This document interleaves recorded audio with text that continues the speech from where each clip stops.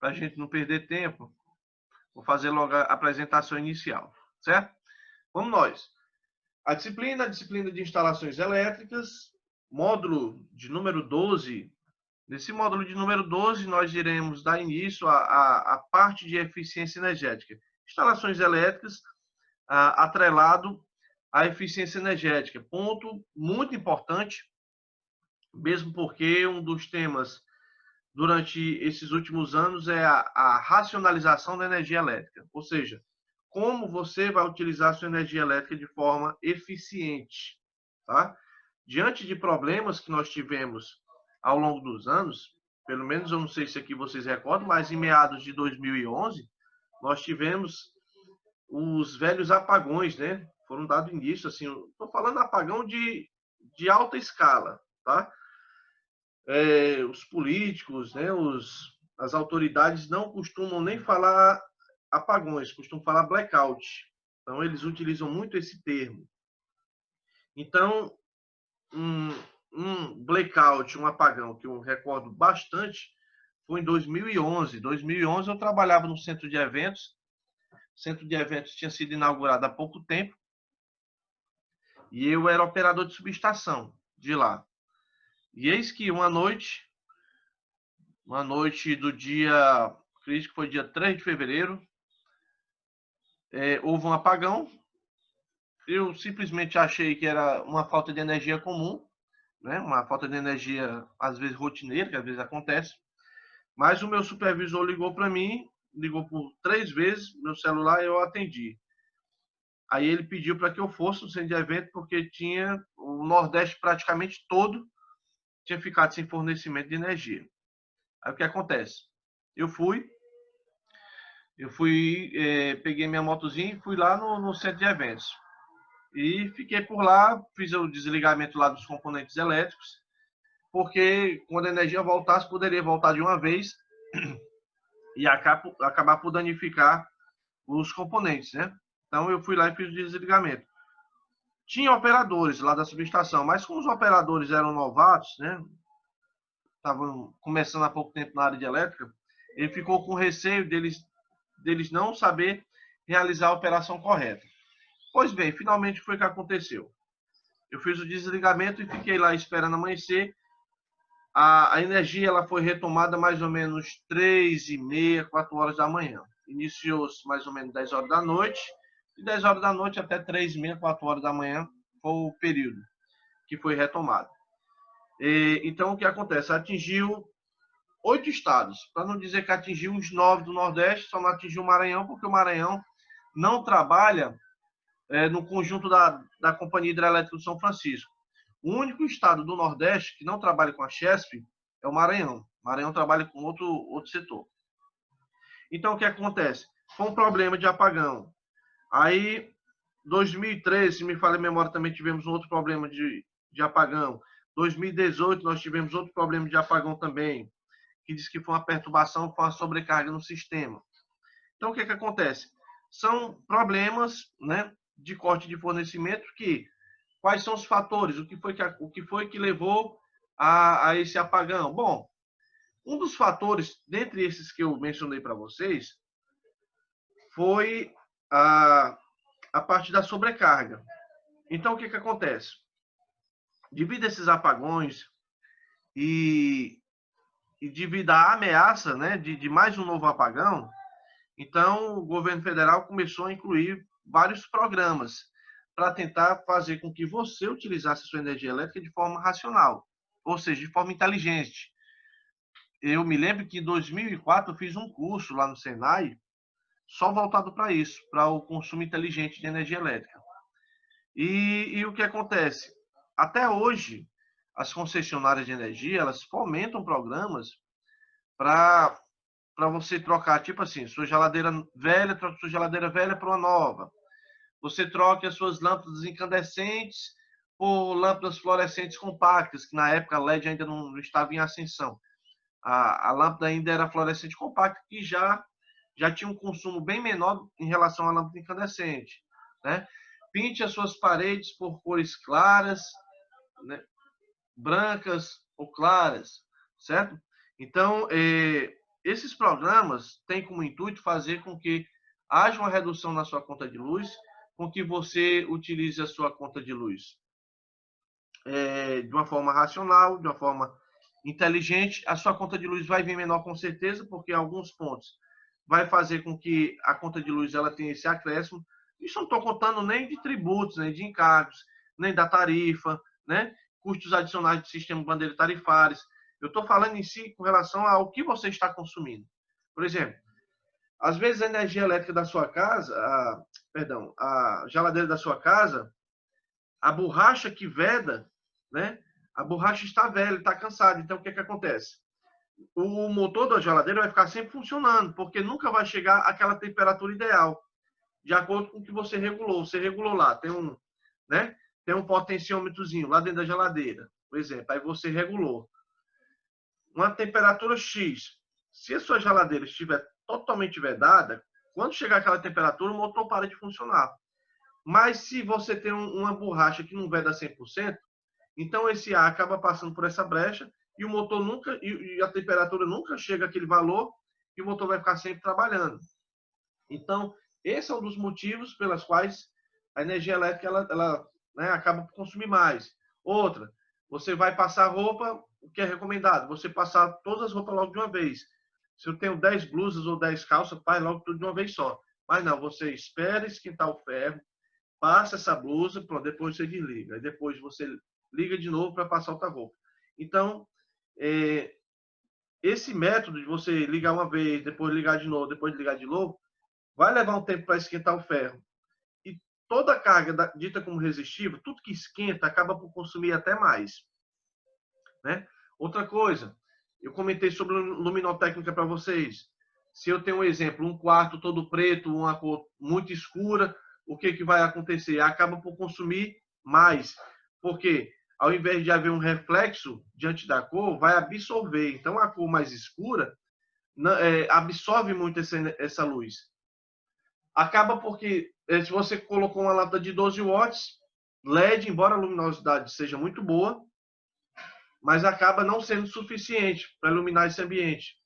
Quem já adentrou esses the pubs, né, que é esses bar que é todo preto, que é parecido com boate, nessas casas noturnas, que agora a sensação do momento é a cor ser preta ou ser um lilás assim bem escuro, né? Geralmente a cor da noite. Você pode observar que a luz, embora você note e veja que tem a luz, não é suficiente para conseguir harmonizar o ambiente. Então, se eu quiser clarear mais esse ambiente, eu tenho que colocar mais luz e inserir mais luz nesse ambiente. É por isso que cores mais claras conseguem refletir melhor. Então, às vezes, com pouca luz, ele consegue deixar o ambiente altamente iluminado. Certo? Até o presente momento, pessoal. Alguma dúvida? Não, pessoal, foi tranquilo agora. Beleza. Tranquilo. Então, vamos lá. Para a nossa parte introdutória. Energia elétrica possui grande importância para a humanidade, lógico, podem ser considerados seu consumo dos indicadores de desenvolvimento. O consumo possui crescimento quase que contínuo no Brasil, apesar da evolução de equipamentos com maior eficiência devido à sua utilização. Ainda bem que de uns anos para cá, pessoal, hoje eu encontro aparelhos, tá? Aparelhos que consigam fazer um trabalho bacana, consiga ter um rendimento satisfatório e que não consuma tanto assim. Então, desde esse tempo de 2004, 2005, que o governo federal marcou colado com relação a isso, hoje eu tenho eletrodomésticos que fazem um trabalho bacana, mas não consumem tanto assim, tá? Eu vou citar alguns exemplos que nós vamos falando ao decorrer aqui da nossa aula. Então, pessoal, é assim, esses novos aparelhos têm justamente esse intuito de que o trabalho seja satisfatório, mas ao mesmo tempo eu não haja um consumo muito grande. Então, são vários fatores. Vamos dar um exemplo aqui. Motores elétricos. Na linha industrial, um dos fatores que implica muito na relação da conta de luz é o rendimento. Então, é um dado que tem na placa do motor, não vou me esticar com relação ao rendimento aqui, porque seria aula de máquinas elétricas. Mas quando você tem um rendimento satisfatório, já dá para entender que o rendimento tem a ver com render. Ah, esse motor trabalhou muito, mas ele não rendeu o suficiente. Quando você tem um motor com rendimento satisfatório, ele consegue fazer um tempo de utilização com um consumo bem menor. Há uma diferença muito grande em cima disso. Às vezes você tem um motor de 68% de rendimento, aí você compra um motor de 80% de rendimento. A conta de luz, com certeza, vai vir menor. Tá? São vários fatores, né? Por exemplo, a lâmpada incandescente. Antigamente, o que se utilizava mais era a lâmpada incandescente. Lâmpada incandescente, quais eram as potências que tinha? Era 25 watts, a menor que tinha. Aí nós tínhamos a 40 watts, 60 watts e 100 watts. Eram as mais comuns que a gente encontrava nas bodegas aí, no depósito, material de construção. Uma lâmpada incandescente que tem 8%, 10% de luz, o resto é tudo calor, não tem futuro. Né? Mas era uma lâmpada mais barata, era uma lâmpada que a gente tinha mais acesso, e com o surgimento da lâmpada LED, uma diferença gigantesca, tanto com relação ao consumo, porque a potência foi bem menor, a potência dessa lâmpada é bem menor, luminosidade bem maior, e ela não vai esquentar assim como uma lâmpada incandescente esquenta.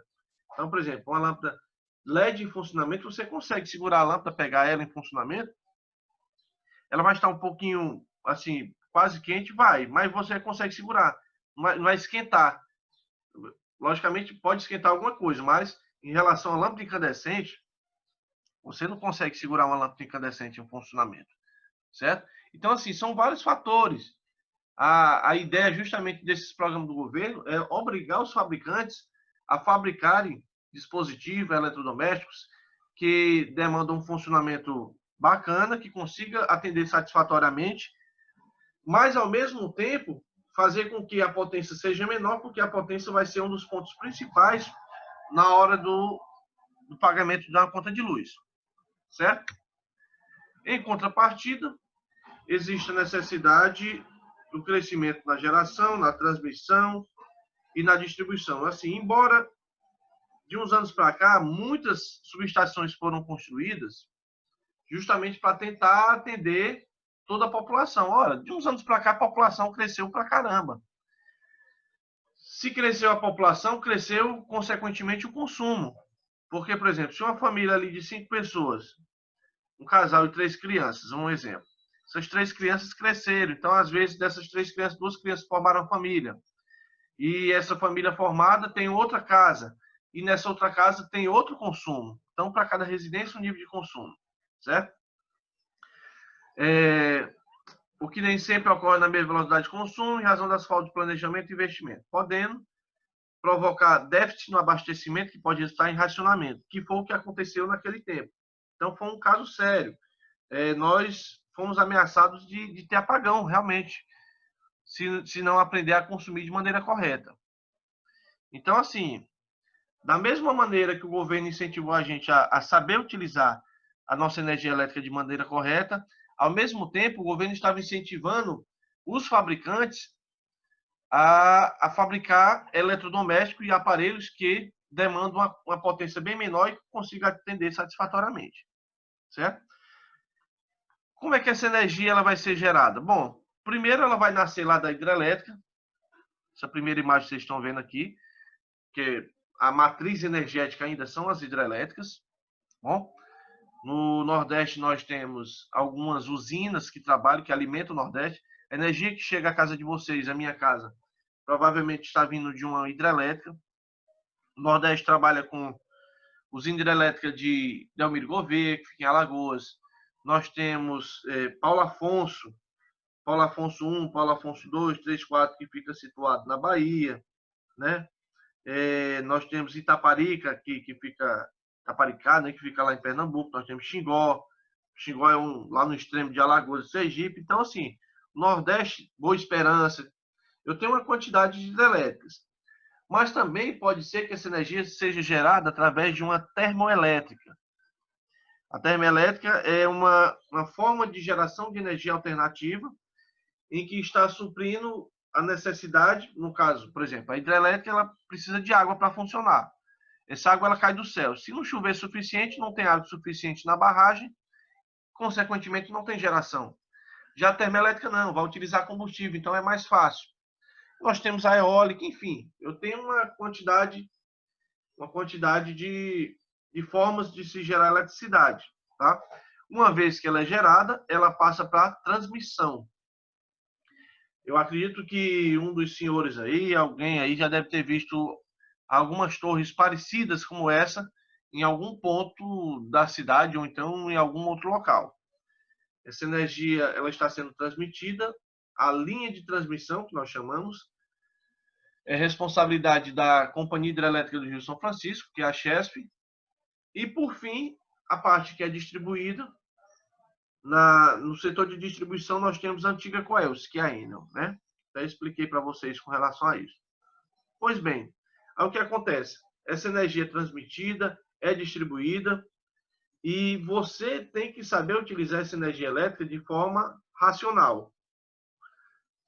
Vários cursos foram embasados nesse tempo, sobre eficiência energética. Na casa do 2001 para cá, teve uma febre de cursos voltados para essa questão de eficiência, não necessariamente para quem trabalha com elétrica, mas para o consumidor. O consumidor, mesmo o cara sendo leigo com o assunto eletricidade, mas assim, foram ensinados vários métodos para que ele ou ela conseguisse utilizar a energia elétrica de forma correta, certo?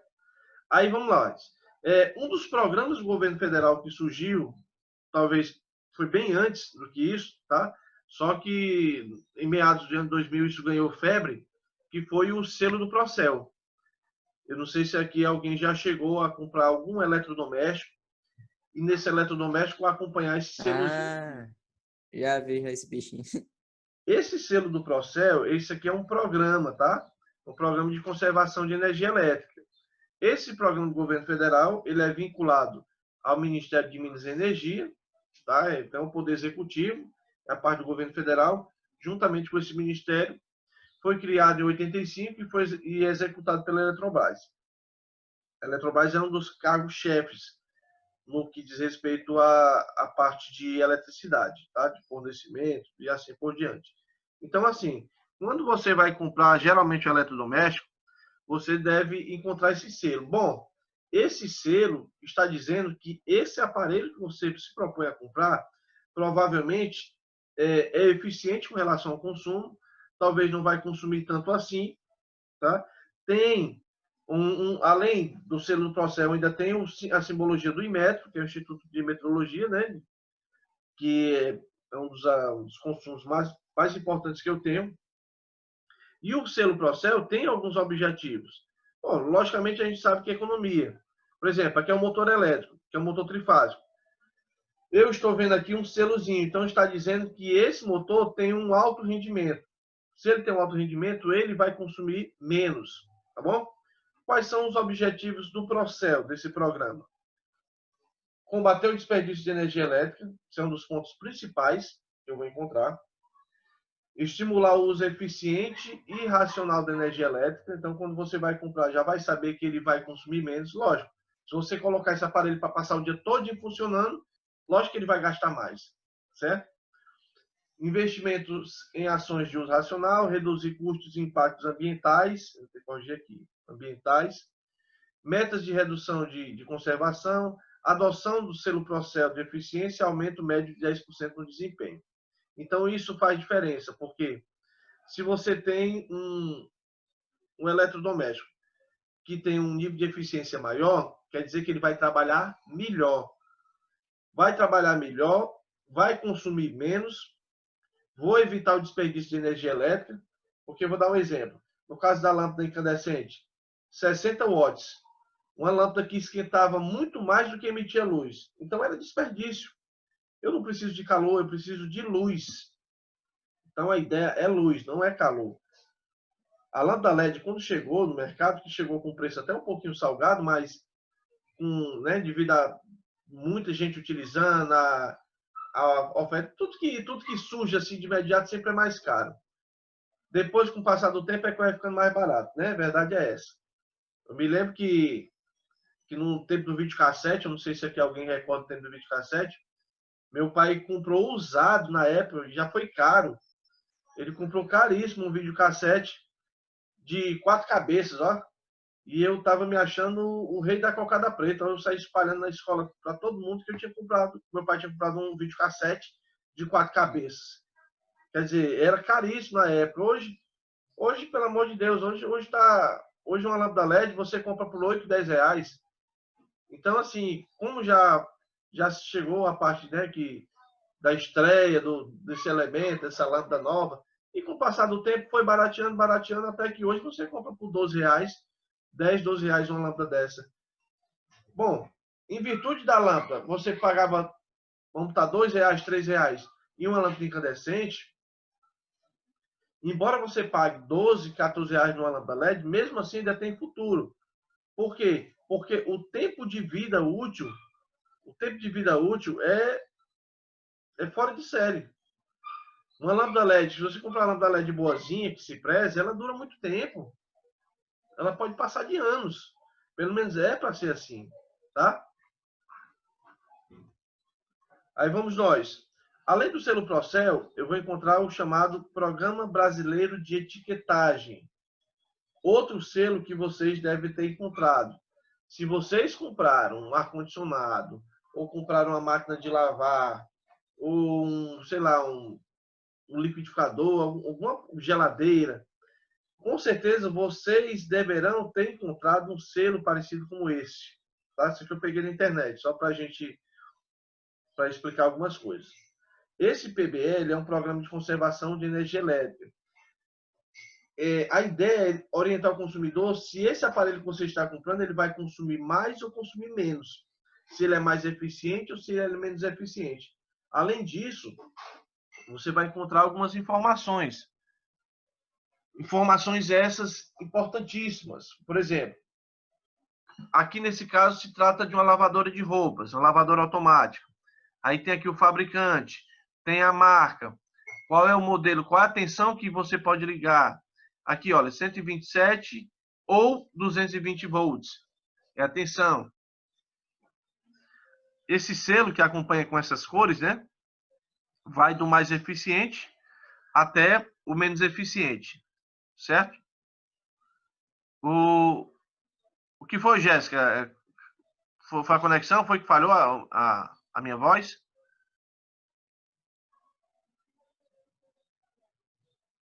Então vou repetir, cara. Pronto. Então vou lá repetir de novo. Foi a internet, né? Provavelmente. Então, algumas informações você vai encontrar aqui. O fabricante, a marca, qual é a tensão, nesse caso aqui, como vocês estão vendo na figura. Ou você liga em 127 volts ou 220, vai depender da tensão que você tem disponível na rede. Eu tenho essa parte aqui que explica do mais eficiente ao menos eficiente. Bom, o menos eficiente, logicamente, vai consumir mais. O mais eficiente vai consumir menos. Então, por exemplo, lá na escola, eu já encontrei ar-condicionado com selo A e encontrei ar-condicionado com selo C. Então, logicamente, esse do selo C vai consumir bem mais do que com selo A. Eu tenho aqui, no caso, o consumo de energia, dado em kWh por ciclo, um programa de lavagem normal com relação à água fria, 0,47 kWh. É o consumo, tá? Aí eu tenho a eficiência da lavagem. Lógico que isso aqui vai mudar de aparelho para aparelho. Se for ar-condicionado, não vai ter nada de lavagem, né? Programa de lavagem normal, então vai depender muito do aparelho que você vai usar. Mas explica tudo, olha.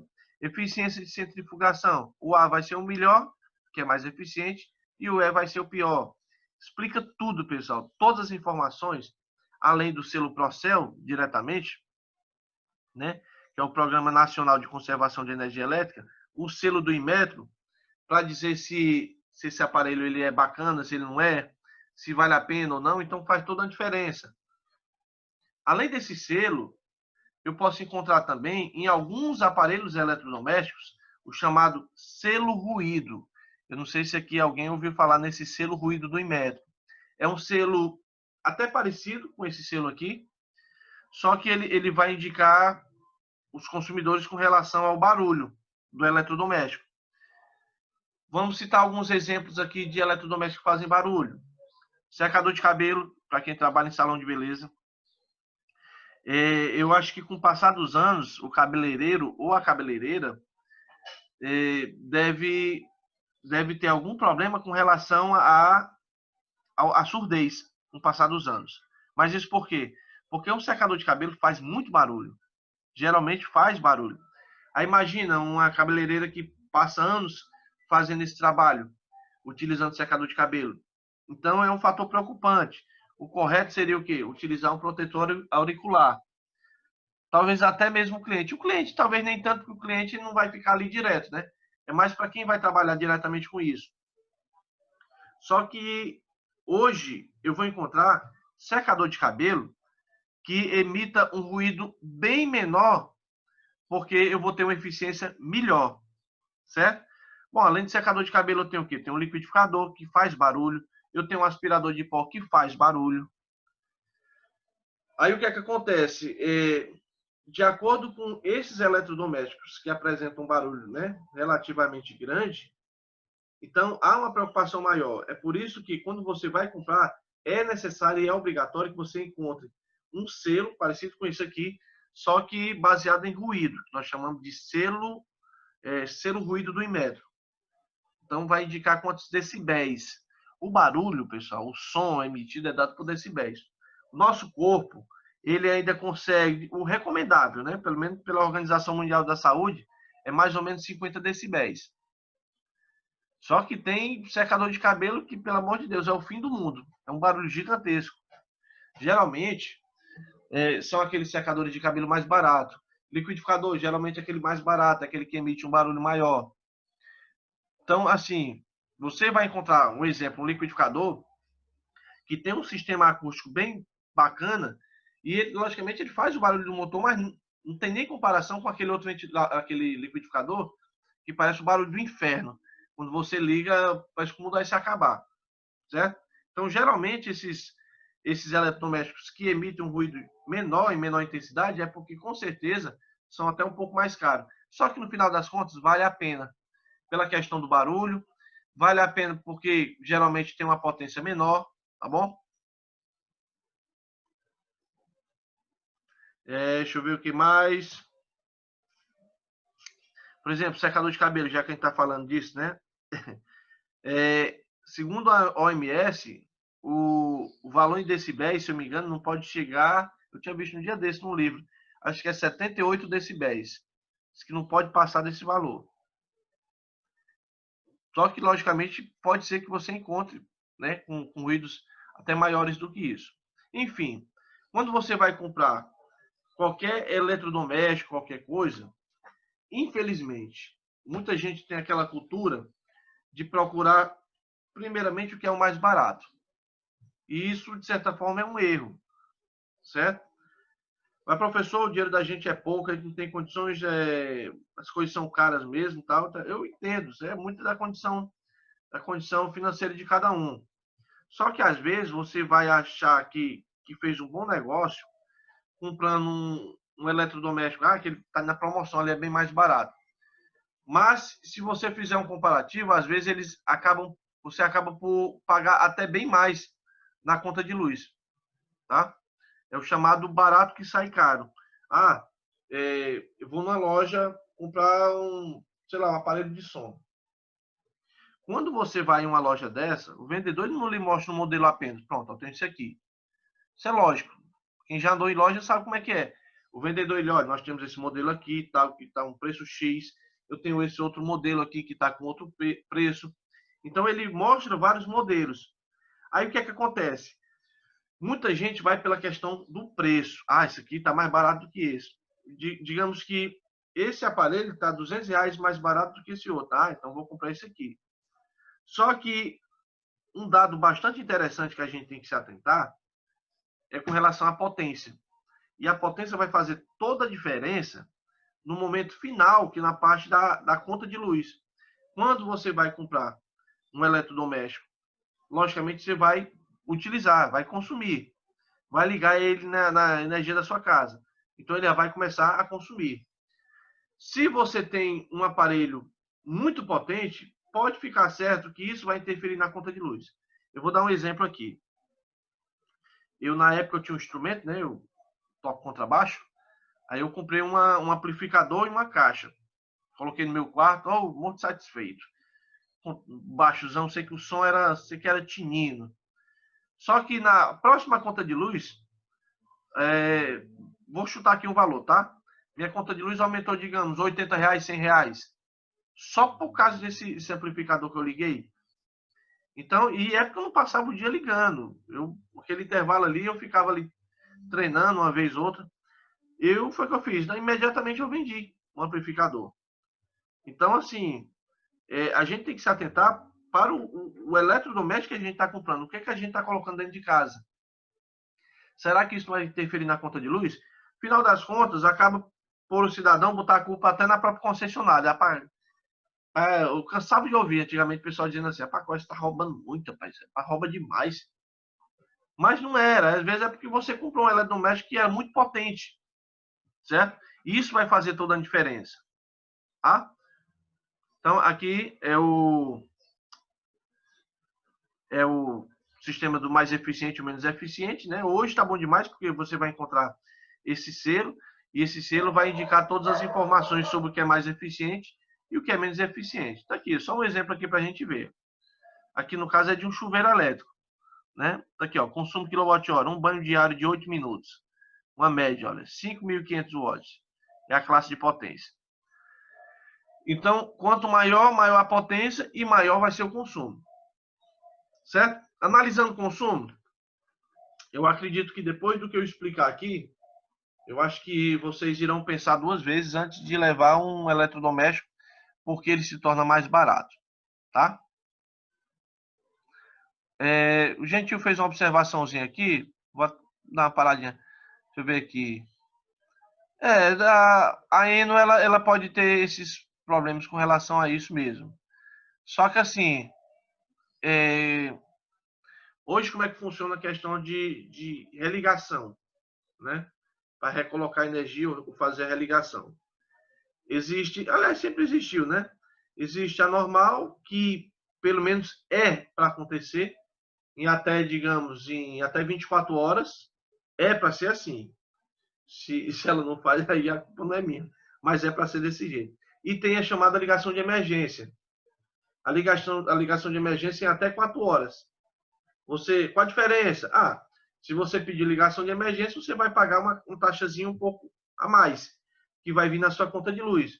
Porque se você pediu a ligação de emergência, bom, se eu pedir ligação de emergência é porque eu quero que ligue logo, então vai ser uma prioridade o meu serviço. Aí, não, em vez de fazer a ligação da rota que já tinha, vai parar para poder fazer a ligação para você, porque você está querendo urgência, tá? Isso é um exemplo. O correto, quando se pede a religação a Eno, é para lhe atender de acordo com o prazo estabelecido, né? Mas, infelizmente, a gente sabe que tem esses velhos problemas, né? Se você ligar, pedir, às vezes demorar, né? Enfim, deixa para lá, certo? Então, assim, eu acho que depois do que eu fazer essa explicação, eu estou na esperança que vocês não vão olhar somente para o preço. Pessoal, minha avó dizia que o mais caro que tem é comida, e eu sou de acordo com a explicação que ela me disse. Porque, por exemplo, se você vai comprar um aparelho que, embora seja mais caro, mas tem uma potência menor, isso vai interferir na minha conta de luz. Então, eu vou estar ganhando ao invés de perdendo. Quando você gasta dinheiro com comida, você come, mas daqui a pouco você está com fome e você vai querer comer de novo. Então, realmente, o mais caro é comida. Você compra, digamos, uma instalação elétrica, um interruptor, uma tomada, uma lâmpada dessa, você pagar R$20 ainda não é caro, porque olha quantos anos não vai durar, né? Então, realmente, essas coisas, elas não são caras. Agora, comida, sim, comida é cara para dedéu. Você come, daqui a pouco você está com fome. A pessoa, você faz uma feira de R$600, parcela em 3 vezes, um exemplo, 3 de 200. Show de bola. Em menos de um mês você consumiu esses 600. E os 200 está lá, na prestação. Você não pagou nem a primeira. Certo? Com relação ao eletrodoméstico, da mesma forma, o eletrodoméstico ele acompanha informações importantes. tá? Informações importantes. Olha, isso é lógico, pessoal, tudo tem seu preço. Você está comprando mais caro, mas você está comprando um material de qualidade melhor.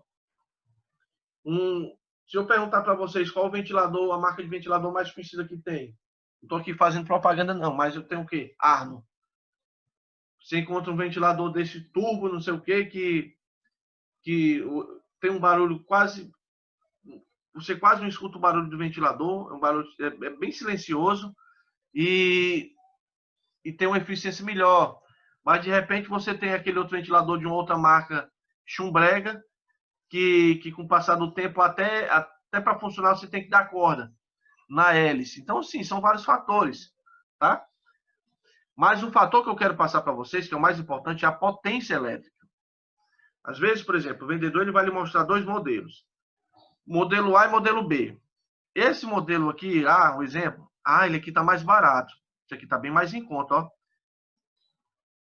Mas o que acontece? A potência é lá em cima. Aí você encontra esse aqui que é mais caro, só que a potência é menor. E a potência é o que vai interferir na conta de luz. Certo? Com certeza. Então, diante do tema racionalização, observamos com mais rigor a compra de um eletrodoméstico, pois a compra correta ou não faz toda a diferença na hora de pagar a conta de luz. Que o resultado vai ser na conta de luz, no qual você vai pagar o tutu no final. Certo? Os fatores que influenciam de forma direta na conta de luz são a potência do dispositivo e o tempo de exposição. Isso é lógico. Quanto mais potente for o seu aparelho, mais energia vai consumir. Quanto mais tempo esse aparelho estiver exposto, estiver em funcionamento, mais energia vai consumir. Isso é lógico. Certo? Se você vai passar ouvindo um som durante o dia todinho, vai consumir, logicamente. Se esse aparelho for muito potente, ele vai consumir mais. Certo? Então, são duas formas diretas que vai chegar na conta de luz. É a potência do dispositivo e o tempo de exposição desse dito dispositivo. Bom, diante disso, eu vou fazer aqui o exemplo, tá? Eu vou até pedir para que vocês copiem a parte que eu mostrar para vocês aqui. Vamos fazer um exemplo prático, para a gente ver como isso realmente vai fazer uma diferença no momento de você pagar a conta de luz. E depois não dizer que a concessionária é que está roubando, está consumindo energia demais. Se, na verdade, não há nenhuma vantagem para esse lado. Eu estou falando para esse lado, viu, pessoal? Não estou defendendo aqui nenhuma concessionária, não. Mas, assim, a concessionária ela não fabrica energia, ela não gera energia, ela compra energia e repassa. Os programas que toda concessionária, pelo menos a maioria, fazem todo ano, de trocar geladeira velha para nova, é porque compensa muito mais para a concessionária se você utilizar a sua energia elétrica de forma toda bonitinha, toda satisfatória. Bom? Então, vamos lá. Como exemplo, nós vamos tomar como exemplo aqui um ar-condicionado. Tá? Digamos que você resolveu tomar uma atitude. Não, o tempo está tão quente, então eu vou comprar um ar-condicionado. Comprar um ar-condicionado, colocar no quarto, vou ficar com a minha fofinha no quarto e vai ficar tudo da maravilha do mundo. Como o tempo realmente está muito quente, então eu vou comprar um ar-condicionado. E eis que esse cidadão vai até uma loja. E quando chega uma loja, conforme eu falei para vocês, geralmente o vendedor ele não mostra um modelo apenas. Ele mostra mais do que um modelo. Digamos que 2 modelos foram ofertados a ele. Eu tenho esse primeiro ar-condicionado. Vamos levar em consideração que tem a mesma quantidade de BTU, tá? Que BTU não é potência. O BTU é a quantidade que tem de um ar-condicionado refrigerar o ambiente. Em tradução, é a unidade térmica britânica. Tá? Qualquer coisa mais na frente eu faço explicação. Então, assim, é levado em consideração, pela quantidade de BTU, um ar-condicionado, a altura do local, a área do ambiente, quanto de pessoas, né? Qual vai ser a estimativa de pessoas que vai ficar em um ambiente. Então, por exemplo, quanto mais pessoas, mais a gente vai respirar. Então, mais potente tem que ser o ar-condicionado. Ele vai trabalhar mais. Então, sim, são fatores que levam em consideração. Certo? Então, 2 modelos. O primeiro modelo, que nós chamamos de modelo A, tem uma potência de 1.500 watts. Então, é a potência desse ar-condicionado. O custo desse ar-condicionado é de R$ 1.250. R$ 1.250. E eu tenho esse segundo modelo, que tem uma potência menor. Olha aí, ó. A potência desse segundo modelo é de 1.200 watts. Só que o custo dele é um pouco mais caro, é R$ 1.500. Diante dessas informações, nós vamos fazer aqui alguns cálculos. Eu só peço para que vocês, não precisa escrever o texto não, eu só peço que vocês coloquem aí no caderno de vocês, modelo A, potência e custo, e o modelo B, a potência e o custo. Diante dessas informações, nós vamos atrelar em outras informações para fazer o cálculo do tempo de retorno. Então, digamos que tenho dois modelos, eu resolvo comprar qual? Esse que é mais caro. Por quê? Porque a potência é menor. Nós vamos ver qual vai ser o tempo de retorno, caso eu queira comprar esse modelo B, que no caso é o modelo mais caro, tá? Só esperar vocês copiarem só essa parte aqui, do modelo A e modelo B, e a gente continua com a nossa questão.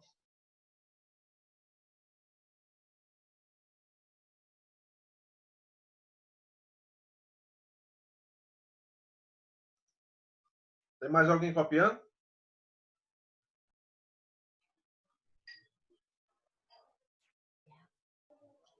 Todos copiaram essa parte aqui? Pronto, deu certo, professor, já. Acredito que já copiaram, né? Então pronto, olha. Pronto, professor. Pronto, quais informações que eu tenho? Eu tenho o modelo A, eu tenho o modelo B, tenho a potência de acordo com cada modelo e o preço, né? O custo desse ar-condicionado. Bom, outra informação. Vocês não precisam também escrever o texto como um todo, não, mas eu vou fazer a explicação. Considerando que os dois ar-condicionados têm a mesma quantidade de BTU, o tempo de funcionamento é estimado. Então, por exemplo, você comprou e você disse assim, não, quando eu for utilizar esse ar-condicionado, eu devo utilizar em média 8 horas por dia. Tá? Então, vou levar em consideração que vai ser o intervalo de sono, à noite, né? À noite você ligou o ar-condicionado, pronto. Serão de 8 horas por dia. Eu quero que vocês só copiem aqui, ó, 8 horas por dia. Você vai colocar tempo, né? T minúsculo mesmo, T minúsculo, igual a 8 horas por dia. A tarifa vigente, o valor da tarifa, que é o valor cobrado por 1 kWh consumido, vamos levar em consideração que são 68 centavos, tá? Nós vamos calcular o tempo de retorno no caso do cliente optar na compra do ar-condicionado de menor potência. Então, o ar-condicionado que tem a potência menor é mais caro. Então, eu quero saber o tempo de retorno de um aparelho em relação ao outro, certo? Então, é o que vai fazer diferença no momento de você utilizar ele. Então, só peço para que vocês copiem o tempo, 8 horas por dia, tarifa, 68 centavos. Nós iremos calcular o tempo de retorno, eu vou passar para vocês o procedimento, tá? Diante dos dois modelos, nós vamos fazer análise do primeiro modelo, no caso, modelo A. Vamos fazer a consideração do modelo B. E depois, diante de outras informações, nós vamos fazer o cálculo desse tempo de retorno, tá bom? Essa é uma das questões da nossa segunda avaliação. Então, já estou direcionando esse assunto para a nossa segunda atividade avaliativa. Só esperar vocês copiarem essa parte.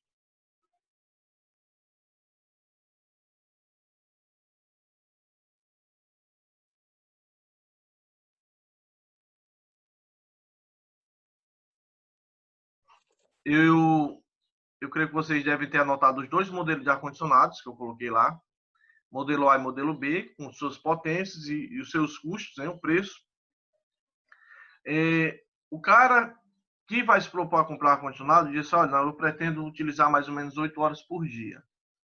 Bom, se eu for levar em consideração um mês, que é em média de 30 dias, né, que o leiturista ele vai até a sua casa e realiza a leitura, então eu vou ter que multiplicar esse 8 horas como é por dia, eu vou ter que multiplicar por 30, que vai dar 240. E aqui a tarifa cobrada por o valor de 1 kWh. Por que eu digo que é um lance que a gente tem que tomar cuidado? Vou dar um exemplo. Digamos que você disse que vai ter que ser 8 horas por dia.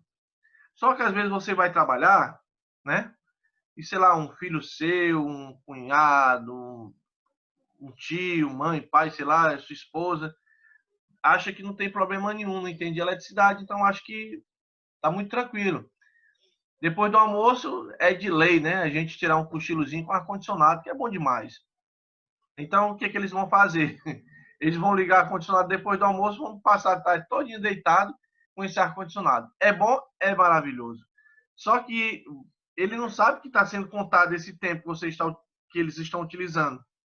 Isso vai ser somado no pacote e dado no mês, como consumo.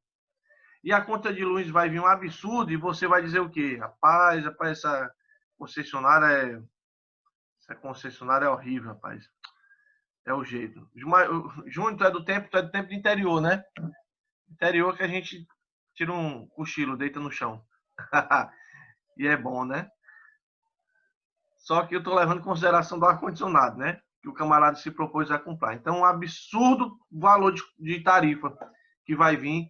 A conta de luz vai vir um valor grande, aí pronto. Aí você diz, vixe, o problema realmente é ar-condicionado. E às vezes até não é.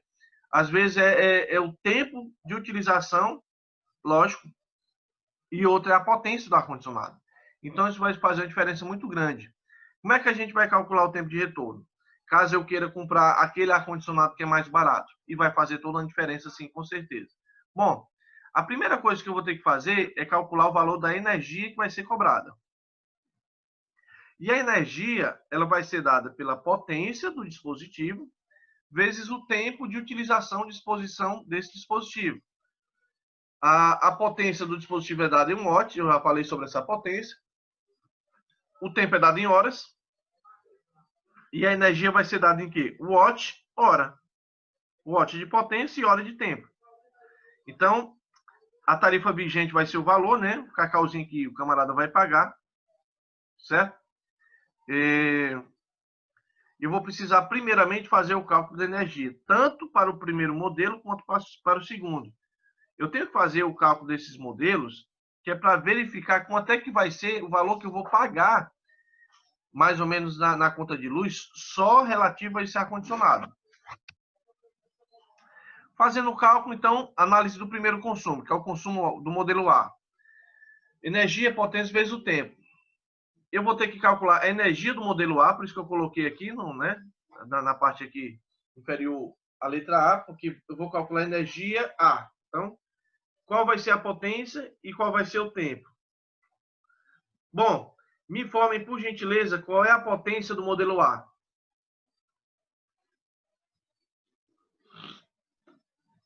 Alguém pode me dizer qual é a potência do modelo A? 1.500 volts. Watts. 1.500 watts. Isso.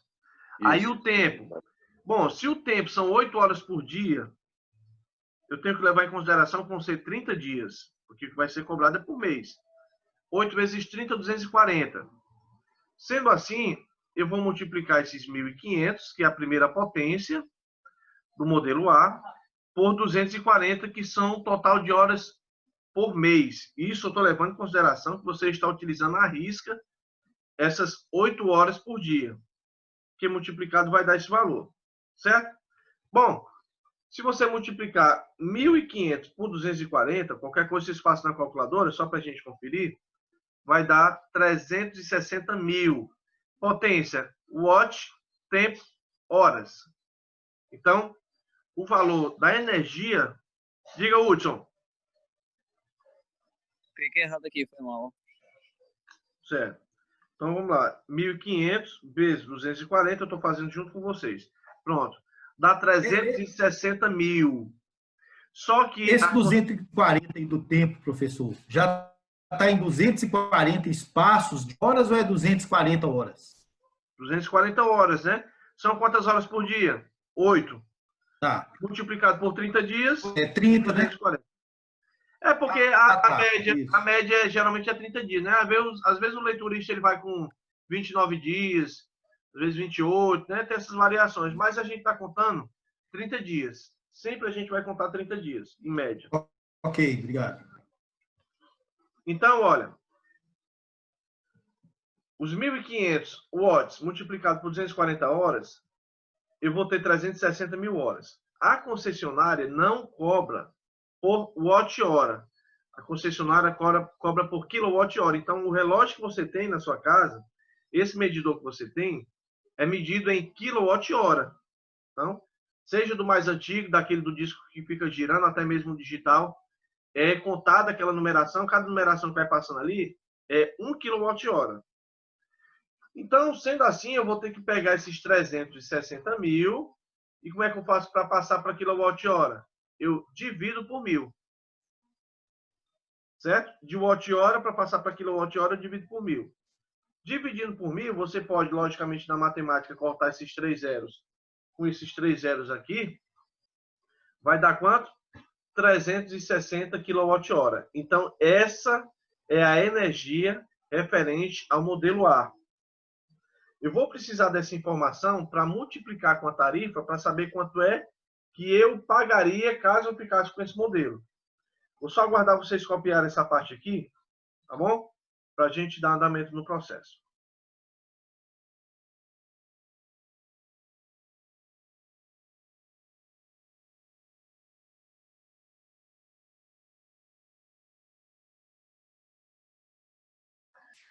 Tem mais alguém copiando? Não, Basta simplesmente que você copie só essa parte aqui, olha. Energia A, né? Referente ao modelo A, potência vezes o tempo, e essa parte aqui. Bom, uma vez que eu tenho esse valor em mãos, eu vou calcular quanto é que eu vou pagar. Bom, para isso, posso mudar a tela? pode. Quanto é que eu vou pagar no final das contas? Bom, o valor, o tutu aqui, vai ser a energia que você acabou de calcular, vezes a tarifa. Conforme eu falei para vocês, a tarifa é de 68 centavos. Então, como o valor da energia já se encontra em kWh, que é de 360, você vai multiplicar por 68 centavos. Então, 360 vezes 68 centavos. Quanto é que eu vou pagar só do ar-condicionado, pessoal? R$ 244,80. Preste atenção.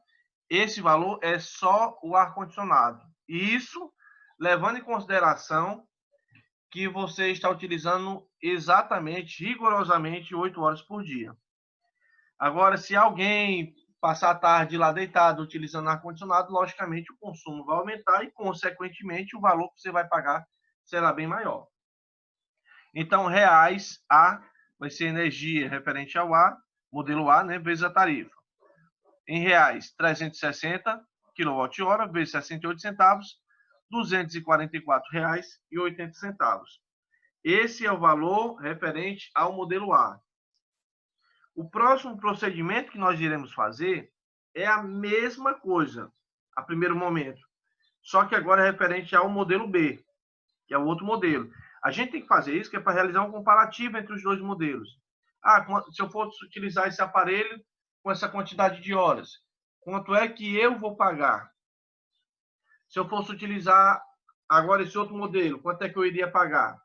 É necessário que a gente veja quanto é que vai ser a diferença de um para o outro. Agora nós vamos fazer o cálculo da energia, só que voltado agora para o modelo B. Só esperar vocês copiarem aqui e a gente já continua.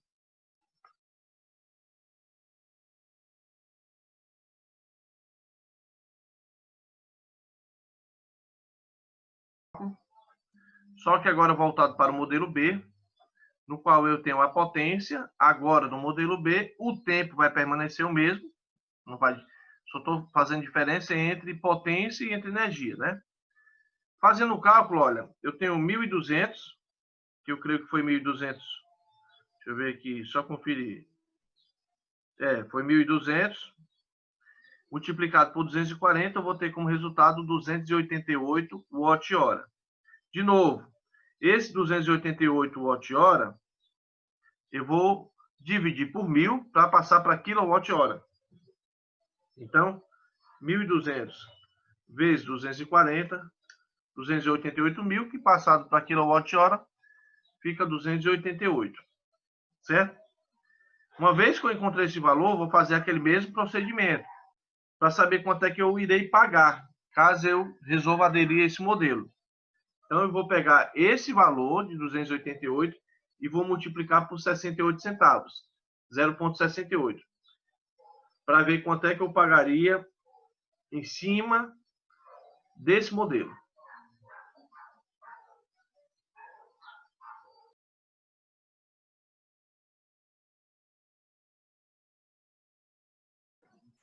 Partindo para a próxima etapa, procedimento para encontrar quanto é que eu irei pagar caso eu resolva ficar com esse modelo, vai ser energia B, né, modelo B, vezes a tarifa. 288 foi o valor que nós acabamos de encontrar, multiplicado por 68 centavos. Agora, caso eu resolva ficar com esse modelo, olha aqui, R$ 195,84, né? Então, 288 vezes 68 centavos, R$ 195,84. Então, veja que já tem uma diferença. Levando em consideração a mesma quantidade de BTU, eu vou ter agora um valor menor que eu vou ter que pagar por esse ar-condicionado. Por quê? Porque a energia consumida vai ser menor. Bom, depois que eu fiz esse passo, tanto que eu fiz para o primeiro modelo, modelo A, e que eu fiz para o modelo B, o próximo procedimento é fazer o cálculo da diferença. Certo? Mas a diferença de quê? A diferença entre os valores que nós acabamos de calcular. E os valores, tanto do modelo A quanto do modelo B, fazendo a diferença dele, eu vou ver quanto é que vai sair nessa subtração. Eu pergunto, eu posso mudar? Não, esperar vocês copiarem, né? Que falta 1 minuto e pouco. Esperar vocês concluírem, aí a gente continua no cálculo dessa diferença. Falta 1 minuto e pouco, aí a conexão cair, a gente volta de novo e a gente termina aqui o nosso raciocínio.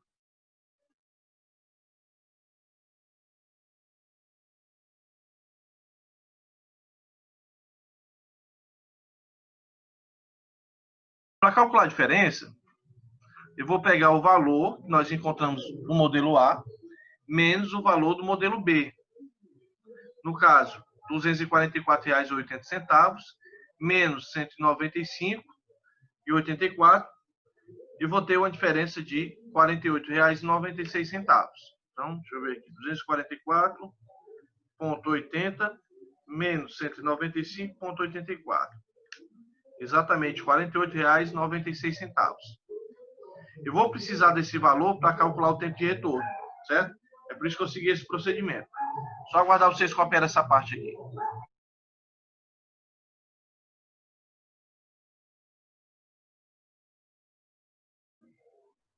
Pode. Bom, já calculei a diferença. Próximo procedimento vai ser calcular o investimento. Mas esse investimento vai ser baseado em quê? Bom, você resolve comprar um aparelho mais caro. Se você se propõe a utilizar esse aparelho que ele é mais caro, então, logicamente, você vai investir, porque você vai dar um dinheiro a mais em relação ao outro aparelho. O investimento vai ser a diferença entre o custo de maior valor, não necessariamente tem que ser custo A e custo B, tá? Vai ser o custo do maior valor menos o custo do menor valor. No caso, o ar-condicionado mais caro de 1.500 e o outro ar-condicionado mais barato de 1.250. Realizando a diferença dos dois, eu tenho como valor R$ 250. Então, o que quer dizer? Que você viu esse ar-condicionado de 1.250, mas está querendo levar esse 1.500. Se eu fizer um comparativo, eu vou ter que, digamos, investir R$ 250 a mais para poder levar esse ar-condicionado que tem uma potência menor. Tá? Vai dar 5 meses, então, né, aproximadamente. Oi? Vai dar aproximadamente 5 meses. Pois é, nós vamos fazer o cálculo agora. Eu vou fazer tá. o seguinte, eu vou pegar esse valor do investimento e vou ter que realizar o cálculo mediante a diferença. Então, vai ser o quê? Vai ser o investimento dividido pela diferença, que vai me dar o tempo de retorno. Só aguardar vocês terminarem. Essa parte aqui, que eu peço para copiar, no segundo exemplo, não precisa mais ficar fazendo custo A menos custo B. Não precisa, é só pegar o valor e fazer o cálculo. Então, eu já tenho as informações necessárias para calcular o tempo de retorno. No caso, o investimento. E, no caso, a diferença, que nós acabamos de fazer. Esses 1.500 e 1.250 relacionados à potência, não é isso? O quê? Não, isso aqui foi o custo, o valor que eu ia pagar. R$ 1.500, o mais caro, e R$ 1.250 é o custo. Mas de onde é que vem esse custo? De onde é que vem o custo? Lá no início, você não colocou lá modelo A, potência tal, custo. Tu copiou essa parte? Ah, sim, estou vendo aqui. Estou vendo aqui. Então é o custo, Ok. qual é o preço desse aparelho. É o preço, né, do aparelho. Isso. Ok. Aí pronto, aí uma vez que eu fiz esse cálculo, que deu 250, eu vou partir para a última etapa, que é calcular o tempo de retorno. O tempo de retorno vai ser o investimento, que no caso acabamos de fazer, dividido pela diferença. R$ 250 dividido por 48,96, que foi a diferença dos valores, né? Com relação ao custo na conta de luz, e fazendo o cálculo dá aproximadamente 5 meses. Então, 5,10 meses é o resultado para o tempo de retorno. Então, eis aí uma questão da nossa segunda avaliação. 250, vou só conferir aqui, 250 dividido por 48,96. Dá um valor quebrado, né? A gente sempre vai colocar duas casas depois da vírgula, e nesse caso deu 5,10 meses. Tempo de retorno, certo? Então, pronto, não tem segredo. Calcula a energia do primeiro aparelho, depois quanto é que eu pagaria, né, na fatura do primeiro aparelho. Faça a mesma coisa do segundo. Depois calcula a diferença do valor que eu iria pagar no primeiro modelo menos o segundo. Depois eu vou calcular investimento com relação à diferença dos custos. E por fim, o tempo de retorno vai ser o investimento que eu calculei dividido pela diferença. Aí eu tenho o tempo de retorno. Certo? Eu vou colocar aqui um exemplo para vocês fazerem do mesmo formato, só que agora não utilizando um ar-condicionado. Vamos fazer um exemplo com relação à lâmpada, tá bom? A lâmpada LED, certo? Vou mudar aqui, tá bom? Exercício para vocês fazerem. Bom, de acordo com o tempo presumido de funcionamento de 6 horas por dia, isso nós vamos considerar 30 dias, tá bom? Da mesma forma. E que a tarifa vigente é de 65 centavos, só aqui mesmo no meu exercício, de um exemplo para outro, eu baixar 3 centavos, né?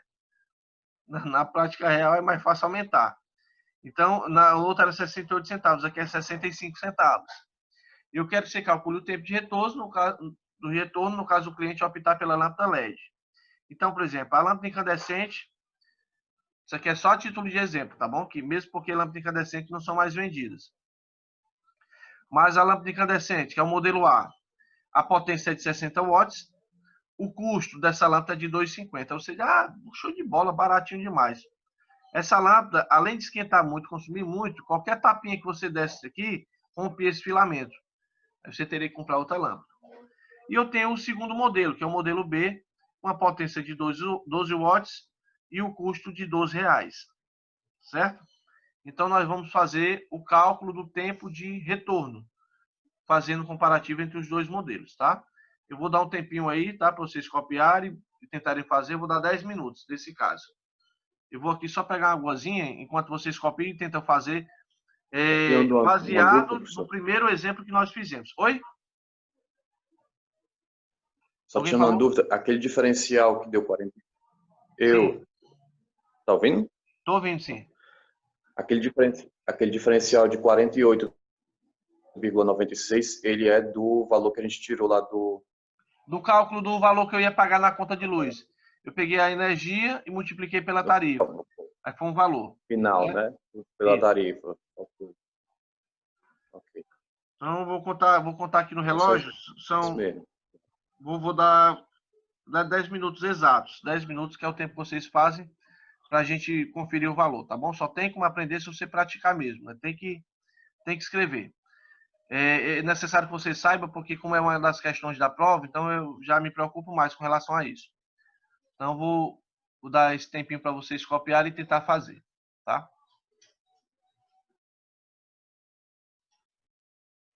Vou só aqui pegar uma aguazinha, tá bom? Se vocês me chamarem eu não atender, porque eu fui ali pegar uma aguazinha. Só um instante.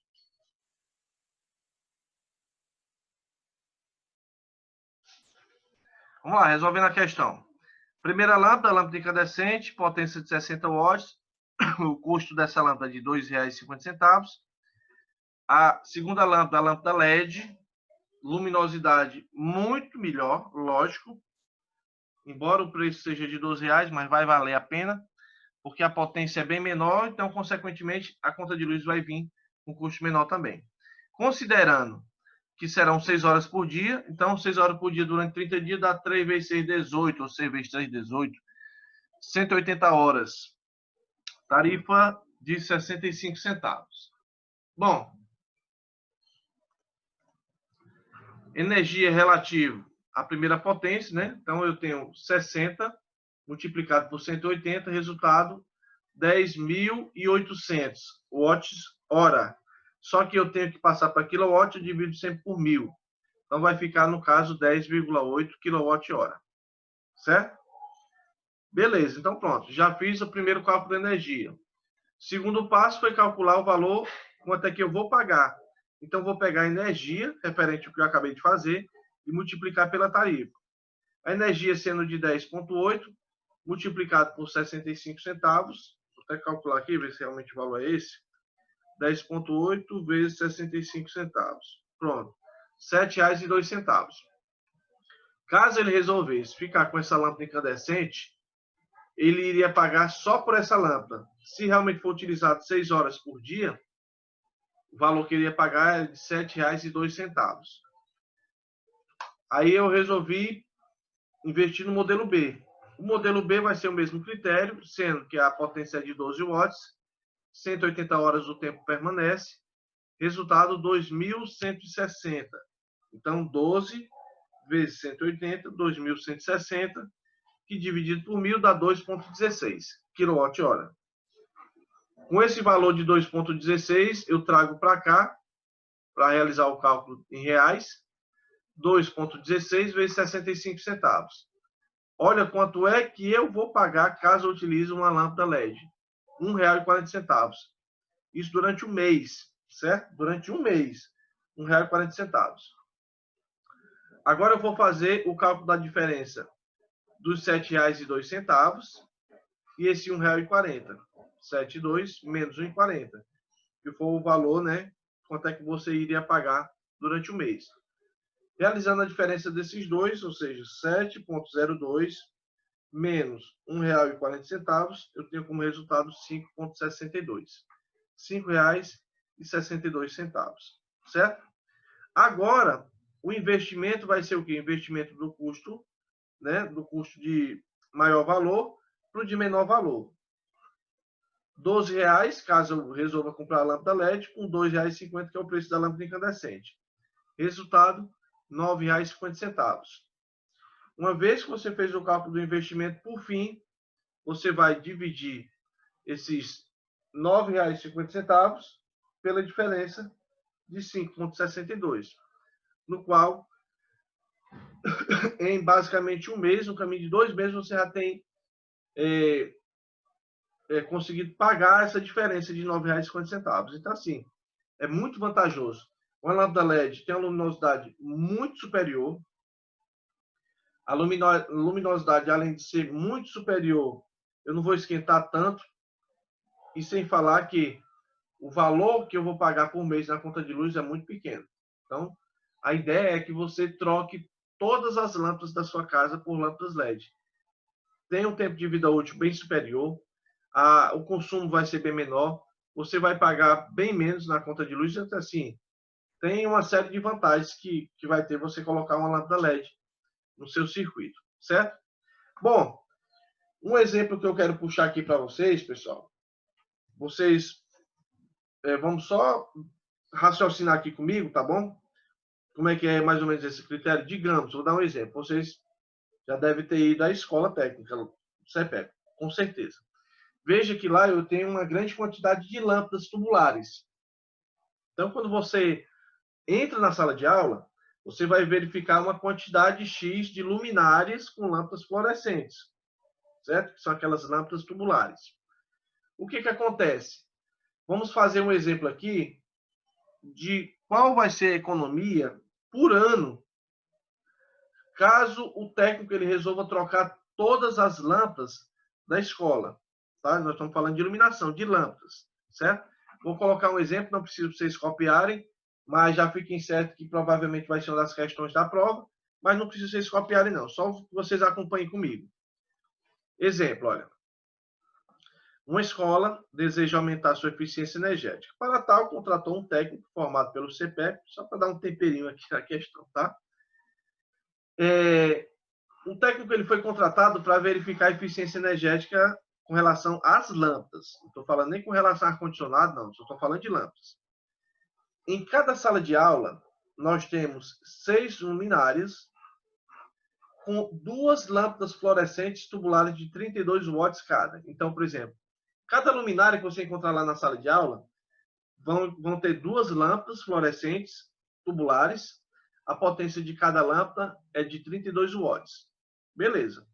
O técnico, você propôs substituir essas lâmpadas. Não, essa lâmpada aqui fluorescente já era. Ninguém utiliza mais não. Vamos trocar por lâmpada LED, tubular.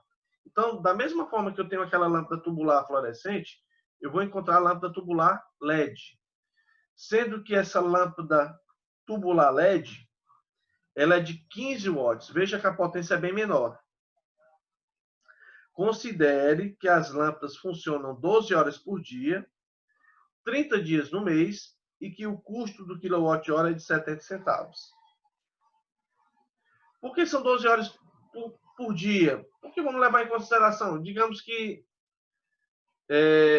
lá vai ter aula de manhã, de tarde e de noite. Então, digamos, uma média de 4 horas, né? 4 horas por aula, né? Então, digamos, pela manhã 4 horas, à tarde mais 4, à tarde mais 4. 4, 8, 12. Então, vão ser mais ou menos 12 horas por dia que essas lâmpadas vão estar funcionando. O custo por quilowatt-hora é de 70 centavos e o valor que a concessionária vai cobrar vai ser dado pela essa equação. O preço vai ser o quê? Vai ser o total das lâmpadas total, tá? Vezes o total de horas de funcionamento por mês, vezes a potência da lâmpada dada em quilowatt, justamente para tu ter aquele trabalho de dividir por 1000. Então, já coloquei o valor da lâmpada aqui em quilowatt, da potência, certo? E o custo que é dado em quilowatt-hora. Como é que eu vou fazer esse cálculo? Olha as informações. Nessas condições, calcula a economia na fatura da concessionária referente ao consumo de energia em reais, isto é, a diferença de quanto era pago antes para quanto será pago depois. Observação. Vamos levar em consideração que serão 35 salas de aula e que a troca será feita apenas nas luminárias da sala de aula. Então, eu quero saber quanto é que vai ser essa minha economia. Vão ser 35 salas de aula, 35 salas. Oi? A última parte anterior que eu estava copiando ainda, eu não acompanhei. A fórmulazinha, né? Tinha colocado. De qual? Da página anterior. Essa aqui? Você está falando dessa, é? Isso, ali embaixo. Pronto, mas eu vou colocar, viu? Não precisa vocês copiarem, não tem necessidade, não. Eu vou mandar isso para você, embora vá cair, mas eu vou botar a fórmula aqui para vocês darem uma olhadinha. Tá bom? Então, olha, diante desse exemplo, vamos lá. São 35 salas de aula. Cada sala tem 6 luminárias com 2 lâmpadas, né? Cada sala. Aqui são as potências e aqui são o tempo e o custo, no caso é a tarifa. Bom, o preço. O preço vai ser o total de lâmpadas, vezes o total de horas de funcionamento por mês, vezes a potência da lâmpada em quilowatt, vezes a tarifa. Aí vamos lá. Como é que a gente vai fazer? Cada sala de aula eu vou ter quantas lâmpadas, pessoal? Bom, se são 6 luminárias, com 2 lâmpadas fluorescentes cada luminária, então vão ser quantas lâmpadas por sala? 12. São 12, né? Vão ser 12, ó. 6 luminárias. 6 luminárias. Cada luminária vão ser 2 lâmpadas, então 6 vezes 2 dá 12. Como são 35 salas de aula, então eu vou pegar esses 12 e vou ter que multiplicar por 35, certo? Para saber quantas lâmpadas eu vou ter no total. Se você multiplicar 12 vezes 35, você vai ter 420 lâmpadas. Então, assim, todas as lâmpadas contando das 35 salas serão um total de 420 lâmpadas. Total de horas de funcionamento por mês. Total de horas de funcionamento por mês. Foram quantas horas por dia? Que eu acabei de falar? Alguém lembra? 12, não? São 12, não são? São 12. São 12 São horas 12 por horas dia. por dia. 12 horas por dia. O total de horas aqui eu quero por mês. Então você vai pegar essas 12 e vai multiplicar por 30. E vai ter quanto? 360 horas. Certo? A potência da lâmpada dada em kilowatt. Fazendo o primeiro cálculo, levando em consideração as lâmpadas de 32 watts, como é quilowatt, você vai ter que pegar esses 32 watts, vai ter que dividir por 1000. Então, vai ficar 0,032. E a tarifa, no caso, era quanta tarifa, hein? Que eu não me lembro. Deixa eu voltar aqui. Aí o senhor pegou. 70 centavos. Pronto, aqui, olha. 70 centavos. 70, isso. Bom, vamos lá. 12 lâmpadas cada sala, vezes 35, que são o total das lâmpadas. Total de horas de funcionamento por mês. Se são 12 horas por dia, 12 multiplicado por 30 vai dar 360. A potência da lâmpada, que é dada em kilowatt, você vai pegar 32 watts, que é a potência da lâmpada, e dividir por 1000. Fica 0,032. Vezes a tarifa, 70 centavos. Fazendo esse cálculo, creio eu, que o resultado vai dar R$ 3.386,88. Pessoal, isso aqui é só o valor referente à lâmpada. Ninguém falou de ar-condicionado, ninguém falou de motor, certo? Então, só na conta de luz vai vir esse valorzinho aqui, só referente à iluminação. Então, 12 vezes 35, vezes 360, vezes 0,032, vezes 0,70 centavos. Exatamente, R$ 3.386,88. Se eu fizer esse mesmo cálculo, porque ó, a tarifa não vai mudar para outra lâmpada, a potência é a única coisa que vai mudar. A total de hora é a mesma e a total de lâmpadas são as mesmas. Fazendo o cálculo agora com 15 watts, olha, certo? Que é 15 watts dividido por 1000 fica 0,015 kW. Vezes 70 centavos, se eu for utilizar a lâmpada de 15 watts, eu vou pagar quanto? Olha, R$ 1.587,60. Deixa eu só conferir aqui. Esses 35 tirou da onde, professor? Não entendi. Não entendi. Fala de novo. Peraí. 12 vezes 35 ali, ele foi tirado da onde, esses 35? 35 salas de aula.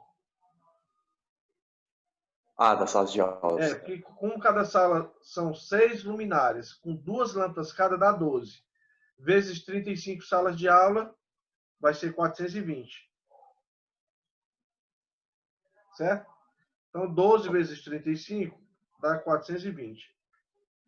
Aqui eu estou levando em consideração que eu estou utilizando a lâmpada LED. 1587. Certo.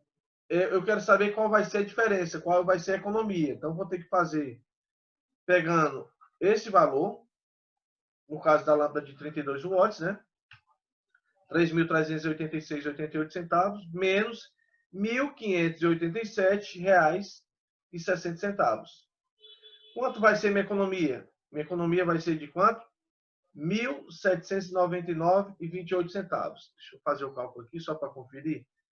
3.386,88 menos 1.587,60. Exato. 1.799,28. Olha a economia que eu vou ter, pessoal. Bom, se eu for fazer o cálculo anual, bom, por ano vai ser como? Eu vou pegar esse valorzinho, vou multiplicar logicamente por 12. Porque eu estou levando em consideração que esse valor é por mês. Por ano, quanto é que eu vou ter essa economia? R$ 1.799,28 vezes 12. Olha a economia que eu vou ter, pessoal. Por ano. Que absurdo. Olha a economia. R$ 21.591,36. Só da lâmpada. Então, assim, você diz assim, não, mas eu não vou ter que gastar o dinheiro, pagar o dinheiro pela lâmpada. Mas veja, ó, a lâmpada LED tubular não é cara. E se você comprar, com pouco tempo você tem o dinheiro de volta, você tem um retorno. Nós acabamos de fazer um cálculo de tempo de retorno. Se você fizer aquele cálculo lá, do tempo de retorno, então com pouco tempo você consegue pagar essas lâmpadas. Então veja a vantagem que é você resolver utilizar uma lâmpada que tem uma luminosidade melhor. Não vou ter trabalho porque, por exemplo, a lâmpada fluorescente tem aquele vidro, né? Tem aquele tubo de vidro. Uma quedazinha, tchau, lâmpada. Já uma lâmpada LED não, ela é um plástico. O revestimento da lâmpada LED tubular, ou até mesmo da lâmpada, aquela de rosca, ela é plástico. Então, assim, melhor de trabalhar, melhor de guardar. Tem uma série, não vou ter reator. Então, assim, tem uma série de vantagens que ela vai ter em relação à outra lâmpada. Imagina isso em 3 escolas, 4 escolas. Quanto é que eu não vou ter de economia por ano? Esses R$21.591,36, eu já posso utilizar isso para fazer a melhoria no setor, para fazer um outro trabalho, tá? Uma expansão de algum setor da elétrica, da eletrônica, ou até mesmo da área de informática, ou da área de edificações, é o que eu estou dizendo. Isso que nós chamamos de trabalho de eficiência energética. O trabalho de eficiência energética é justamente isso. É você trabalhar de uma maneira que consiga utilizar a sua energia elétrica de forma racional, de forma econômica, porque eu não vou ter agora desperdício nenhum. Eu vou ter uma lâmpada que vai ter uma durabilidade bem maior do que uma lâmpada fluorescente. Lâmpada fluorescente, com o passar do tempo, ela vai escurecendo nas bordas. E quando ela escurece, ela já começa a ficar piscando, já não serve. Você tem que comprar outra lâmpada. Já uma lâmpada LED, se você comprar uma lâmpada LED boa, uma lâmpada LED que se preze, então a durabilidade aí pode contar aí tempo. Então tem vantagem. Da mesma maneira que uma sala de aula vale a pena, da mesma maneira a residência de vocês. Se você tem uma na casa de vocês, eu tenho essa economia de lâmpada LED.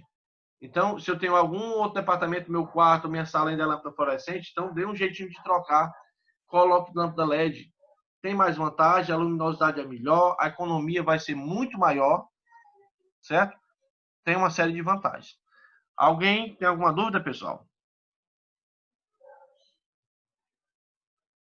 Não, pessoal. O 12 ali no começo também é em relação às lâmpadas. Esse 12 é porque cada sala de aula tem 6 luminárias Tem com 2 lâmpadas cada. cada uma 2 lâmpadas. Isso, para cada luminária. Ok. Então deu 12, né? E eu estou levando em consideração que, como são 35 salas, 35 salas, né? tem essa quantidade aí. Então, assim, vale a pena. Só coloquei para lâmpada, mas isso vale para qualquer parte. A lâmpada é porque é um assunto mais universal, né? Mas para motores, televisores, geladeira, às vezes a geladeira é muito antiga, ela tem um motor muito pesado, então ela trabalha bastante para conseguir climatizar o ambiente. Uma série de fatores. Bom? Então, meus amigos, nós encerramos o nosso módulo de número 12. Módulo de número 12, no qual o assunto foi a introdução à eficiência energética. Fizemos aqui alguns exemplos baseados com a questão econômica, né? Acredito que depois dessa explicação, vocês irão observar na placa, no selo daquele eletrodoméstico, se vale a pena comprar esse eletrodoméstico ou não. É bom que realmente o vendedor ele mostre mais do que o modelo para a gente fazer um comparativo com relação à potência. Isso vai fazer toda a diferença.